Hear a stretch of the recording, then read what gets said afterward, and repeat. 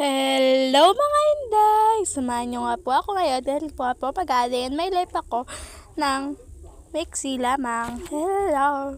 And yun na nga po. Ayan, so sabi ko gabi panan and yun gabi hindi gabi, madaling araw panan. 3 ako nagising, nag-cellphone lang ako, tapos 4 na, ayan, naliligo na ako.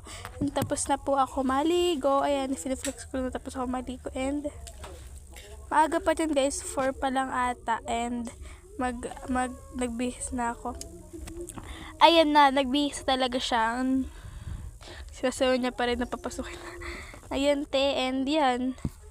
So sabi ko dyan, papatuyin ko yung buhok ko kaya ayan, nag-ano na ako, pinapatuyo ko yung buhok ko. Gusto ko kasi guys, patuyin yung buhok ko, so magka-curl ako ng buhok. Wala nga kami ng blower.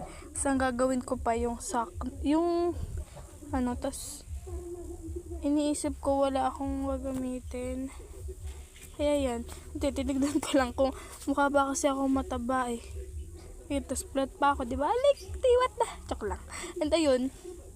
Ayan, so papatuyin ko muna yung buhok ko hanggang sa makakaya. Wala kasi kaming blower guys. And wala rin kaming, yung blower namin nasira ata, sumabog ata siya, ewan ko, tapos di na bumili. And yung pang curl naman, di ko alam kung nasa na nakalagay. Naiwan na ata. Talaga ba? Naiwan na to kasi bagong lipat na kami guys. Kaya naiwan ata. And ayan, nagpapakit pa siya And ayun, sobrang tagal na, diba? Ayan, diba? And dito time-lapse ko lang. Kumuha pala ako dyan ng nag-time-lapse ko. Kumuha kasi ako kanina ng suklay and mga suklay. Kumuha ko suklay para matuyo agad yung buhok ko. Suklay lang ako ng suklay. And lang rin ako ng towel sa buhok para matuyo agad. And sobrang tagal na talaga. Ayan, tagal na talaga kumilos, diba? Kahit na tanghali gumising. Buti na lang maaga ako gumising kaya di ako nalilate. Pero ayan, ang dami ko pang assignment guys. Pag-uwi ko nan, pero grabe. Ano yan? Tapos ang tagal-tagal na talaga magsuklay na para bang grabe naman. Sinakop na lahat sa pagsuklay. Basic ko muna ulit.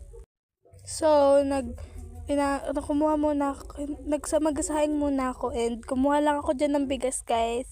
Kaya, huwag kayong magalit yan. Dinugas-ugasan ko muna yung bigas para kasi nga, wala pa nga, ayoko muna gisingan sila mama, and dahil ako yung pinakaunang nagising, ako na talaga yung mag-asahing para sa sarili ko, diba? Grabe self-love. And ayan, bubuksan ko muna yung gasol para pagsaing na tayo, and magpapatuyo pas. Gagawa pa yan talaga siya ng assignment kasi di siya naggawa kagabi. Diba? Kahapon, di siya naggawa, kaya ayan.